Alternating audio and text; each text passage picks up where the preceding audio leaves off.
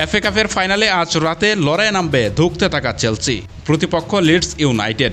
ফাইনালের টিকিটের জন্য দুই দলে নিজেদের সবটা দিতে প্রস্তুত। লন্ডনের ওয়েম্বলি স্টেডিয়ামে আজ রাত 8টায় শুরু হবে এই মহারণ। চেলসি বর্তমানে ছন্দহীন, আর শেষ 8 ম্যাচে জয় মাত্র একটি। গ্রাহাম পটারকে ছাঁটাইয়ের পর নতুন কোচ ক্যালাম ম্যাকফারলেনের জন্য ম্যাচটি একটি বড় পরীক্ষা। এই গুরুত্বপূর্ণ ম্যাচের আগে কোল পালমার ও জও পেদ্রো ইনজুরিতে পড়ায় বড় ধাক্কার মুখে চেলসি। অন্যদিকে ড্যানিয়েল ফার্কের অধীনে লিডস ইউনাইটেড দারুণ গোছানো এবং আত্মবিশ্বাসী।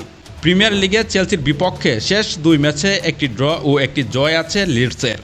তবে এফএ কাপের শেষ দেখায় লিডসের বিপক্ষে আধিপত্য ছিল চেলসির, তাই ফাইনালে ওঠার লড়াইয়ে কঠিন চ্যালেঞ্জের মুখে দুই দল।